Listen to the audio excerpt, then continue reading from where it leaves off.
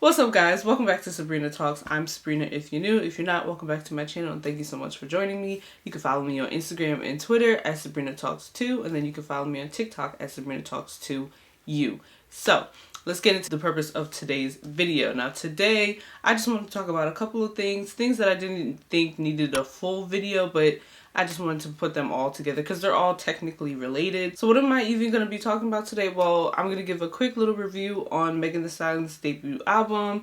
I'm going to talk about Doja Cat and her wins at the AMAs. And then since Grammy Nominations got released this week, I'm going to be talking about who got nominated for what, who got snubbed, who I think shouldn't even have gotten a nomination in the first place. So let's first kick off the topics with Megan Thee Stallion's debut album, Good News, which was released on November 20th, 2020. I was very excited for this album. I've been a Meg fan for a while now. Fever is one of my favorite things to listen to on a daily basis. The singles that she was releasing previous to her release of her album, I really enjoyed. So I was like, yes, I knew Megan was about to deliver me some good news. See what I did there? Unfortunately, the news that she delivered wasn't that great to me.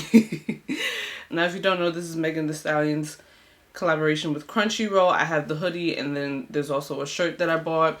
So I obviously love Megan. Like I said, I listen to Fever on the regular. Tina Snow is fantastic. As just this album, I was not a huge fan of. Now, this doesn't come as too much of a surprise because her little EP that was supposed to be her album, I think, Sugar, I didn't really like a good chunk of the songs there. Captain Hook, I think, was the best song on there, and obviously Savage, but those two were the only really like standout songs from that little EP. So I was like, hopefully she'll deliver more in this album. I would say she improved on this album compared to Sugar, but still not my favorite.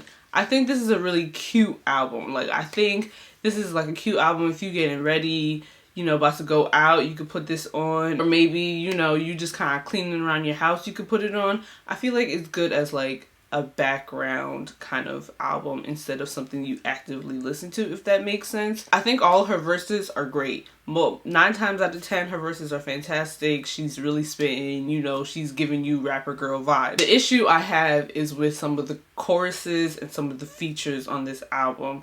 I don't think they work. Now, the same how I feel with Nicki Minaj and how sometimes she be singing her hooks and I just be like, maybe we shouldn't. That's how I feel about Meg. She can sometimes, on some songs, it's okay for her to sing. Other songs, I'm like, we probably should have left this to somebody else. Or you could have just talked. Like, that's just kind of how I felt about some of the songs. The features are hit and miss. I really like Do It On The Tip with the City Girls. I think that's a fantastic song. And the song Go Crazy with Big Sean and 2 Chainz I think is really good. Big Sean has a fantastic verse because, you know, I love me some Big Sean.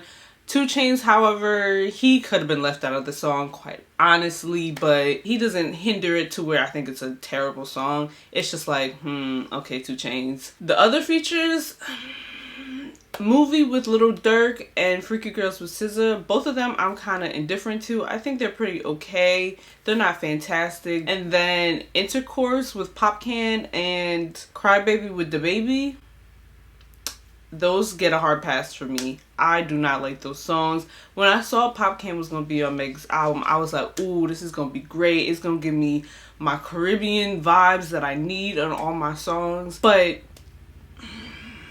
Intercourse is a very explicit song. Popcan starts off the song and he's getting into the explicits, but to me, he doesn't sound in his habitat, if that makes sense. Like, he just kind of sounds like he's maybe trying to do something else to fit Meg's vibes. I don't know. To me, it just wasn't working how I wanted it to. And then Crybaby with Baby. Big no ma'am.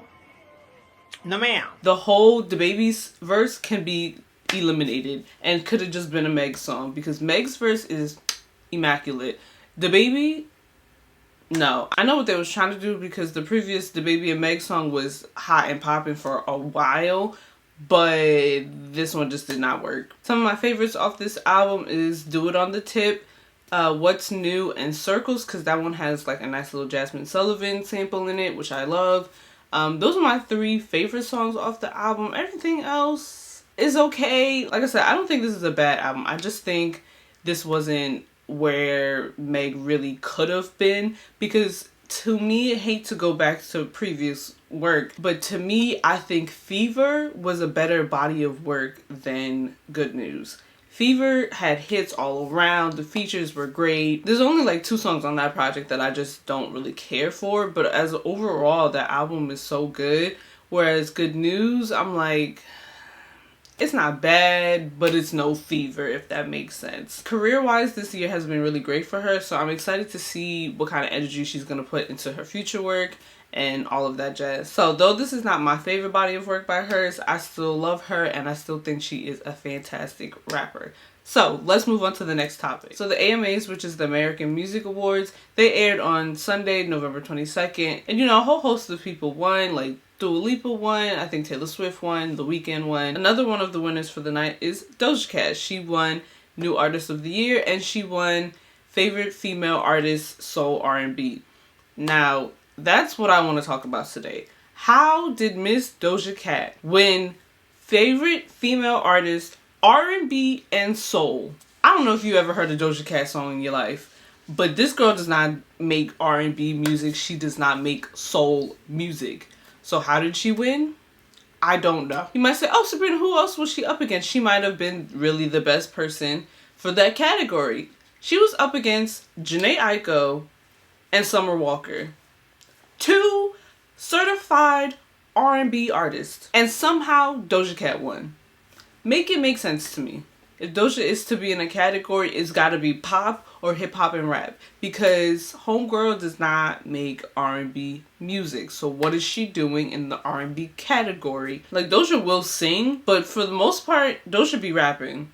So where they get this R&B section from, I'm gonna tell you, I'm pretty sure, 85% sure, it's because Doja is a black woman. Award shows love, and I mean love, to put black people in either the R&B and soul category or hip hop and rap category, when sometimes they don't even make those kinds of music, but because they are melanated, they go, oh well, let's put it in the R&B or let's put it in the rap, the black categories, because no, we need to save the pop for all the white people. If you ever seen the movie Hairspray, it's like set in the 60s, and there's a character who's like, no, we can't play that race music.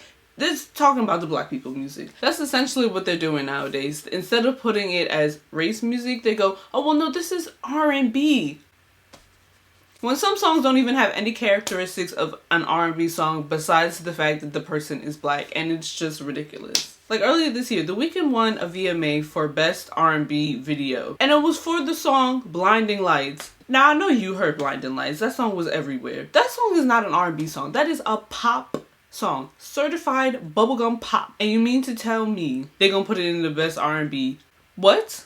No. How about we categorize music by the actual musical qualities instead of trying to put it as, oh, well, these people are black, so they can only go in these 2 categories. And none of this is Doja Cat's fault, because she ain't got nothing to do with it. She just happened to win the award. The issue is with the AMAs and all of the award committees and all the people who pick nominations and stuff like that. Who in their right mind told them to put Doja Cat in the R&B section? Because that just... I didn't even watch the AMAs, but I was like scrolling through Twitter on that night, and everybody was like, huh? What? Doja? R&B? Since when? Since when? But speaking of award shows doing nonsense, let's move on to the Grammy nominations. So on Tuesday the 24th of November, the Grammy nominations for the 2021 Grammys was announced, and I was watching the live stream, and I was really hoping the Grammys wouldn't pull some nonsense. For the most part, I think they did pretty okay with their Grammy nominations compared to what they usually do, but they still was messing up here and there, so we'll get into that. Let's first talk about the positives of these Grammy nominations. So, Harry Styles, Doja Cat, and Megan Thee Stallion got their first Grammy nominations this year, and I'm really excited about that. Harry got 3 nominations, 1 for Best Music Video for Adore You, 1 for Best Pop Vocal Album for Fine Line, and then Best Pop Solo Performance for Watermelon Sugar. Now, I was really hoping that the Grammys would acknowledge Harry. I'm really glad that they did. I'm not sure if he's going to win any of his categories. I think if any of the categories he was to win, it might be Pop Vocal Album or Watermelon Sugar for Pop Vocal Performance. But we'll see. I'm rooting for him. I really want Harry to get a Grammy. Out of all of the One Direction members, honestly, he was probably the most likely to get a Grammy. Zayn has the vocal quality and music quality that I think should get a Grammy, but they're not going to give him a Grammy because he's an ethnic man and the Grammys are somewhat racist. So Harry's really our best bet with trying to get a Grammy for the One Direction crew. Doja Cat also got 3 nominations. So she got Best New Artist, she got Record of the Year for Say So, and she got Best Pop Solo Performance for Say So as well. So, is she going to win any of these categories? I don't know. I think her best bet is definitely Best Pop Solo Performance. She also has a slight chance with Best New Artist, but as I'll mention in a hot second, Megan Thee Stallion also got nominated for Best New Artist. So I don't know. I guess it just depends on what the Recording Academy wants to do, because both Doja and Megan both had really successful songs throughout the year. I think Megan maybe had a bit more because she had Savage Remix and she had WAP and she had a bunch of other things.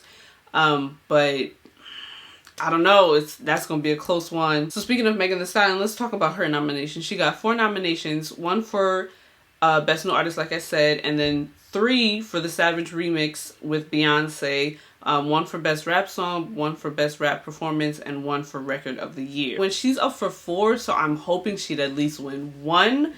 But like I said, with her being with Doja on that one, and then also against Doja in Record of the Year, her having Beyonce on the song might give her an oomph to maybe win one of these categories, but we'll see. I'm really rooting for her. Now let's talk about some people who have already been nominated for Grammys in the past. So let's talk about Dua Lipa. She got 6 nominations this year for her album Future Nostalgia, and I'm so excited for her. Dua was nominated for Album of the Year for Future Nostalgia. She was nominated for Record of the Year with Don't Stop Now. She was nominated for Song of the Year with Don't Stop Now. Also Best Pop Vocal Album for Future Nostalgia, Best Pop Solo Performance for Don't Stop Now, and then Best Pop Duo Group Performance for Una Dia, which was a song with J Balvin and Bad Bunny and I think somebody else that I'm forgetting. So I'm hoping she can add 2 more for Grammys with this. Future Nostalgia is one of my favorite albums of the year, so I'm really rooting for this to get some kind of Grammy, whether it be 1 or all of the 6, I guess. Next artist who's also been previously nominated for a Grammy is Chloe and Halle. I'm so happy the Grammys decided to recognize them, because I was really thinking the Grammys was going to ignore Ungodly Hour in all of the Grammy categories. So I'm so happy that they actually paid them some praise. Like I said, Chloe and Halle have been previously nominated for Best Urban Contemporary Album back in 2018, 19, I forget. But that was for their album The Kids Are Alright. They didn't end up winning that, obviously, but this year I really think they have a chance to win. So let's talk about their nominations. They got 3 nominations this year. They got a nomination for Best Traditional R&B Performance for Wonder What She Thinks of Me, which is one of my favorite songs off that album, so I'm really excited about that. They also got Best R&B Song for Do It, and then lastly they got Best Progressive Album for their whole album Ungodly Hour.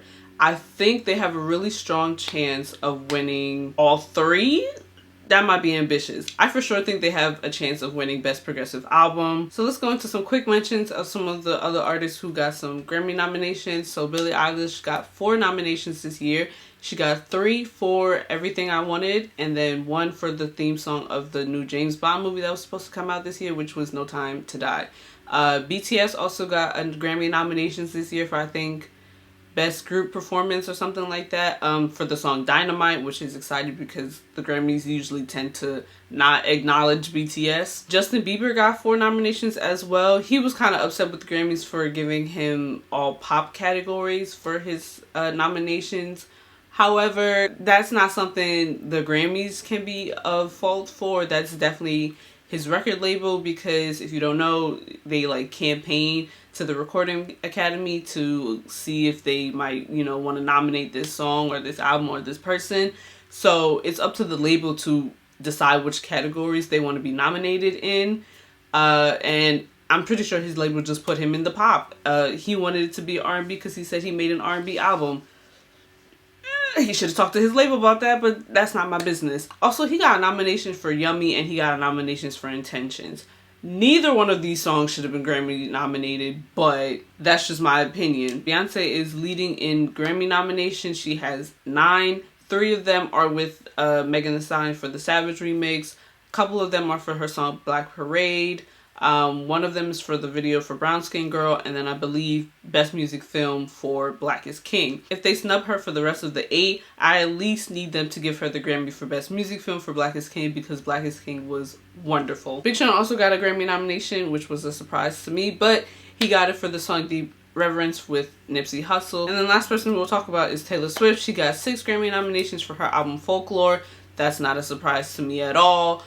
I knew the minute she dropped her surprise album of Folklore that she was going to get Grammy nominations because the Grammys love Taylor Swift. Which category she'll win, I'm not sure, but I'm sure she'll walk away with at least 1 Grammy for the night. With all the positives out the way, let's get into some snubs. Let's get into the people who did not get any Grammy nominations. First off, The Weeknd.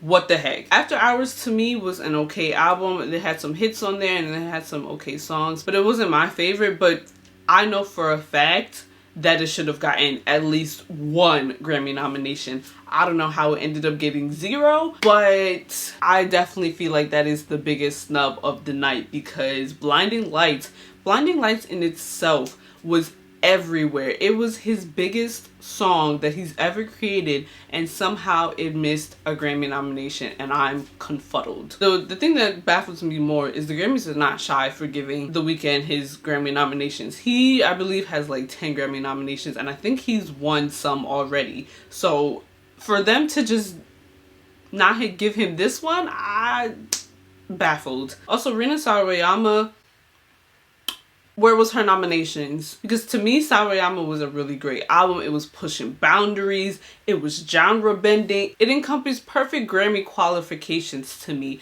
And somehow she didn't get no nominations. Unacceptable. Summer Walker, Tiana Taylor, Kalani, Brandy, all of these girls I think also got snubbed. But I'm going to talk about that in a hot second, because I want to talk about the controversies that already has happened and my thoughts on some of the Grammy nominations. The whole Best R&B Album category consists of all men. How? When we know for a fact that Kalani, Tiana Taylor, Brandy, Summer Walker, Jhené Aiko, all 5 of them have released albums within this past Grammy nomination period. So what happened? How did we end up with all men? Please somebody explain to me, because it don't make sense.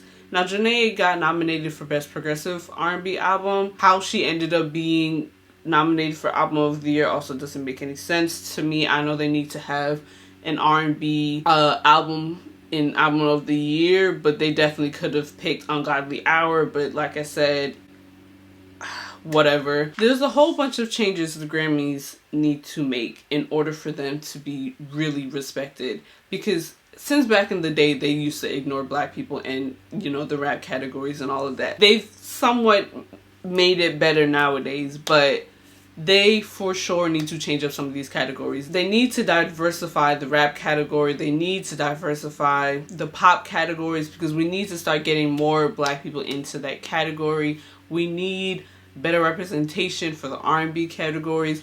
The world music category needs to be done with. I need more specific things for that, because world music, that encompasses so much music, and you mean to tell me only, you know, a handful gets picked out of that? Burna Boy got nominated, I think, for Best World Music Album or something like that. But there's so much other Afrobeat artists that are making good music, that are popular, that somehow miss this category. BTS and Blackpink and all them other K-pop groups somehow always miss them categories, because they don't like, for some reason, including groups like BTS and Blackpink, even though they are literally making history every time they release music.